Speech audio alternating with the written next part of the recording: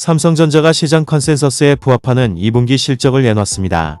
3나노미터 반도체도 세계 최초로 양산하였으며 영업은 상반기까지 선방하는 데 성공했지만 올해 하반기에는 반도체 수요 감소 등 경기 침체로 인해 우려도 생기고 있는데요. 미국과 일본 등 글로벌 언론들은 이 같은 삼성전자의 하반기 전망에 대한 전망을 내놨습니다. 7일 삼성전자는 2분기 연결 기준 잠정 실적을 집계한 결과 매출액 77조 원, 영업이익 14조 원을 기록했다고 밝혔습니다. 지난해 2분기 대비 매출은 20.9%, 영업이익은 11.4% 각각 증가했으며 매출은 올해 1분기에 이어 역대 두 번째로 높았지만 증가세는 4분기 만에 꺾였습니다. 증가세가 꺾인 이유 중 하나는 반도체 가격 부진 때문입니다. 지난 7일 보도에 따르면 2분기 D램 평균 계약가가 전년 동기 대비 10.6% 떨어졌다고 밝혔습니다. 분기별 D램 가격이 하락한 것은 2년 만에 처음입니다. 특히 D램 가격은 향후 더 크게 하락할 것으로 예상됩니다.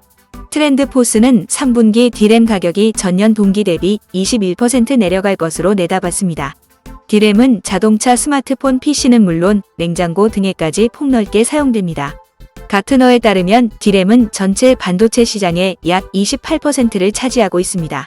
우리나라의 삼성전자, SK하이닉스와 미국의 마이크론 등이 대표적인 D램 강자로 꼽힙니다. 월스트리트 저널은 D램 가격 하락은 스마트폰과 PC 제조사 등 칩 구매자들의 수요 둔화를 반영한다고 설명했습니다. 이 같은 시장 상황은 삼성전자와 SK하이닉스 등 D램 생산업체 실적에도 영향을 미칠 것으로 보입니다. 실제로 미국의 메모리 칩 제조업체인 마이크론은 3분기 매출이 분석가 예상치보다 21% 줄어든 72억 달러에 그칠 것으로 추정된다고 밝혔습니다. 같은 날 일본의 경제 매체 니혼게이자이 신문은 삼성전자에 대해 질투 섞인 우려의 시각을 내놨습니다. 니케이 측은 삼성전자가 최근 3나노 양산 개시를 발표했다면서 TSMC는 연내 3나노 양산을 시작할 예정이어서 첨단 경쟁에서 삼성 측이 앞선 것으로 보이지만 실태는 다르다고 분석했습니다. 니케이는 반도체 회로 선폭과 더불어 기술력을 평가하는 또 하나의 지표인 고객사를 삼성전자가 공개하지 않은 점을 근거로 들었습니다.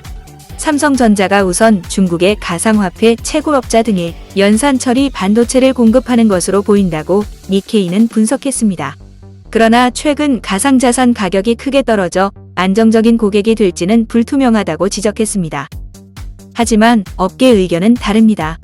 반도체를 비롯한 부품업계에서는 고객사를 공개하지 않는 것이 일반적입니다.